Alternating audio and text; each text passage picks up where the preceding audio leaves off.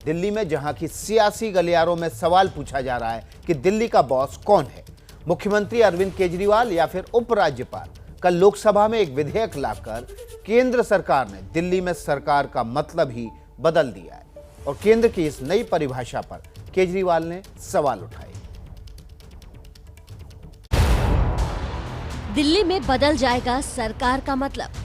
तो इसका मतलब यह है कि चुनी हुई सरकार का कोई मतलब नहीं रह गया, चुनाव कराने का कोई मतलब नहीं रह गया, मुख्यमंत्री मंत्री का कोई मतलब नहीं रह गया। संशोधन से छिन जाएगी केजरीवाल की शक्तियां। सरकार चुनने का मतलब क्या रह गया? फिर चुनाव क्यों करवाते हो? फिर डेमोक्रेसी का दिखावा क्यों करते हो? अब दिल्ली में एके की नहीं एबी की चलेगी। और दूसरा कह रहे हैं कि मंत्रिमंडल को हर एक फाइल अपनी वहां पे भेजनी पड़ेगी एलजी के पास में। फिर ऐसे कैसे काम चलेगा? दिल्ली का बॉस कौन है, इसकी लड़ाई पिछले कई सालों से केजरीवाल सरकार और उपराज्यपाल के दफ्तर के बीच चल रही थी। मामला अदालत की चौखट तक पहुंचा, लेकिन अब केंद्र सरकार ने साफ कर दिया है कि दिल्ली का असली बॉस वही होगा जो उपराज्यपाल की कुर्सी पर बैठा होगा। मोदी सरकार की तरफ से सोमवार को गृह राज्य मंत्री जी किशन रेड्डी ने लोकसभा में राष्ट्रीय राजधानी क्षेत्र दिल्ली सरकार संशोधन बिल पेश किया और बता दिया कि अब हर हाल में उपराज्यपाल ही मुख्यमंत्री से ऊपर होंगे।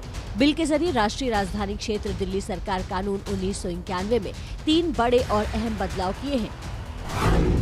कानून के सेक्शन 21 में बदलाव करके कहा गया है कि दिल्ली विधानसभा से पारित किए गए किसी भी कानून में सरकार शब्द का मतलब उपराज्यपाल माना जाएगा। इसके अलावा सेक्शन 24 का दायरा बढ़ाया गया है, जिसमें अगर उपराज्यपाल चाहे तो विधानसभा से पारित कानून को मंजूरी देने से मना कर सकता है। सेक्शन 44 में भी बड़ा बदलाव किया गया है, जिसके मुताबिक दिल्ली सरकार या विधानसभा द्वारा लिए गए किसी भी फैसले के क्रियान्वयन से पहले उपराज्यपाल की राय लेना अनिवार्य बनाया गया है। तो इसका मतलब यह है कि चुनी हुई सरकार का कोई मतलब नहीं रह गया, चुनाव कराने का कोई मतलब नहीं रह गया, मुख्यमंत्री मंत्री का कोई मतलब नहीं रह गया।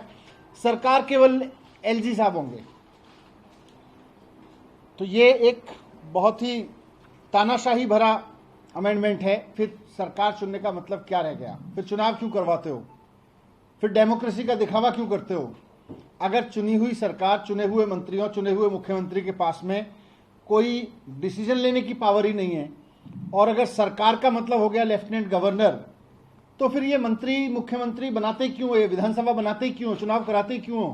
ये लोकतांत्रिक होने का ढोंग क्यों करते हो?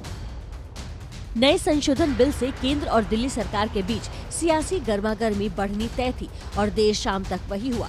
बिल के पेश होते ही सबसे पहले अरविंद केजरीवाल ने सरकार पर हमला बोल दिया। दिल्ली की जनता द्वारा विधानसभा चुनाव और एमसीडी चुनाव में नकारे जाने के बाद बीजेपी लोकसभा में बिल लाकर दिल्ली सरकार की शक्तियों को कम करना चाहती है।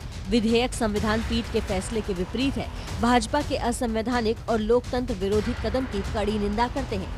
केजरीवाल की ही बात आगे बढ़ाते हुए दिल्ली के उप मुख्यमंत्री मनीष सिसोदिया ने प्रेस कॉन्फ्रेंस कर केंद्र पर हमला बोल दिया।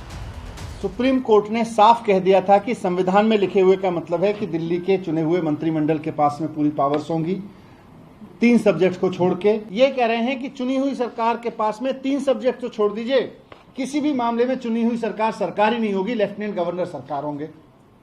और दूसरा कह रहे हैं कि मंत्रिमंडल को हर एक फाइल अपनी वहां पे भेजनी पड़ेगी एलजी के पास में। फिर ऐसे कैसे काम चलेगा? हालांकि बीजेपी ने आम आदमी पार्टी के आरोपों को खारिज किया है।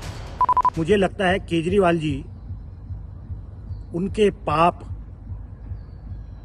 बाहर आएंगे, जनता के सामने आएंगे, उस डर से इस प्रकार की प्रतिक्रिया कर रहे हैं। एनसीटी संशोधन बिल पर अभी लोकसभा में चर्चा होना बाकी है। लोकसभा में पास होने के बाद बिल पर राज्यसभा में बहस होगी और बिल पास हुआ तभी कानून की शक्ल लेगा। इसलिए मानकर चलिए कि बीजेपी और आम आदमी पार्टी के बीच तू मैं अभी लंबी खिंचेगी। केंद्र सरकार के संसद में बिल रखने के बाद बवाल मचना शुरू हो गया है। आम आदमी पार्टी के सांसद संजय सिंह ने क्या कहा, सुनाते हैं आपको।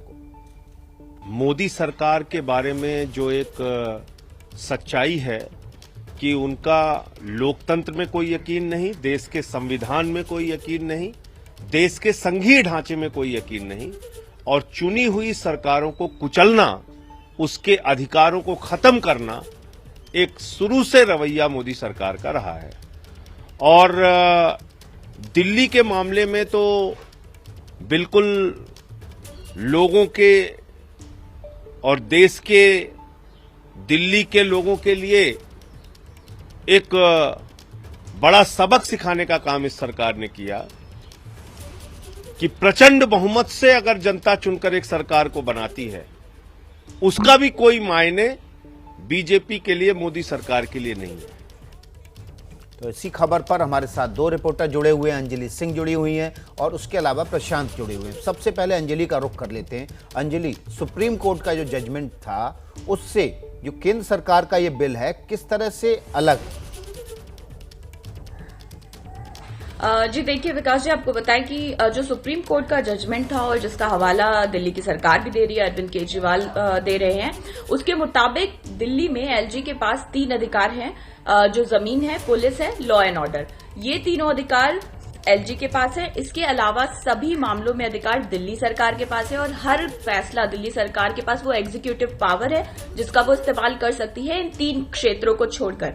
और यही वो वजह है कि अब दिल्ली सरकार का कहना है कि जो नया विधेयक लाया गया है इसके मुताबिक तमाम जो शक्तियां हैं वो एलजी के पास चली जाएंगी, यानी हर फाइल दिल्ली सरकार खुद कोई फैसला नहीं ले सकती। पुराना जो सुप्रीम कोर्ट का जो आदेश था उसमें कहा गया था कि दिल्ली सरकार को फैसला लेना है और उसके बाद एलजी को उसके बारे में सूचित करना है। लेकिन अब दिक्कत ये आ जाएगी कि सभी फाइलें एलजी के पास जाएंगी और यही वो वजह है कि दिल्ली सरकार इस पर आपत्ति जता रही है कि सारे फैसले या सारी शक्तियां तो आप एलजी को दे रहे हैं, तो चुनी हुई सरकार का दिल्ली में होने का क्या मतलब है, जिस पर कि सवाल खड़ा किया जा रहा है। जी अंजलि जानकारी दे रही थी कि किस तरह से सुप्रीम कोर्ट का जो जजमेंट था दिल्ली सरकार के अधिकारों को लेकर उससे कैसे अलग है।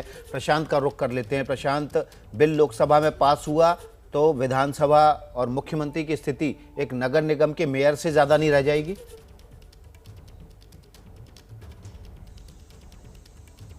जी देखिए, बिल्कुल विकास आरोप यही लगा रही है आम आदमी पार्टी। वैसे विकास, जो बिल कोई भी होता है, आप जानते हैं अगर उसमें जो ऑब्जेक्ट्स एंड रीजंस दिए रहते हैं कि क्यों ये बिल लाया गया है, तो उसमें जो अभी अंजलि बता रही थी और जो आम आदमी पार्टी कह रही है उसके ठीक उलट उसमें ये बात कही गई है विकास की बिल इसलिए लाने की जरूरत पड़ी है क्योंकि उसमें सुप्रीम कोर्ट के 2 जजमेंट्स का हवाला दिया गया है और कहा गया है कि सुप्रीम कोर्ट से ही कहा गया था कि स्थिति साफ करें, क्योंकि एलजी और सीएम की शक्तियों के बीच जो शक्तियों का बंटवारा होता है उसमें विरोधाभास था। ये सुप्रीम कोर्ट के जजमेंट में सरकार का कहना है इस बिल में कि विरोधाभास था और उसी को स्थिति साफ करने के लिए ये बिल लाया गया है।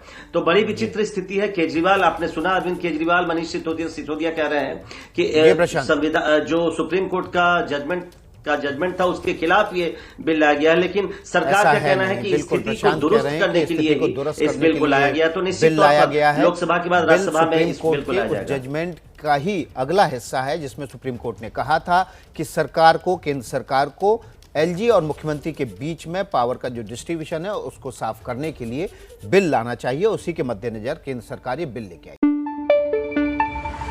न पाबंदी हो न कोई हद हो तो बस खुद बनाई सरहद हो। ये मुहिम है परतों में छिपे हर सच की तलाश की, सियासत पर रखी पैनी नजर और आंख की, खबरों की दुनिया में एक जिम्मेदार आवाज की, जुर्म और जुल्म के खिलाफ हर बेबस के लिए इंसाफ की। जब कोई हद नहीं इंसानियत के लिए जज्बात की, जब कोई हद नहीं खुशियों और ख्वाब की, तब कोई हद क्यों हो नए नजरिए और बदलाव की। तोड़ के हदों के ताले नए सपनों को पाले, बांधे सबको एक धागे, आपको रखे आगे। ABP news.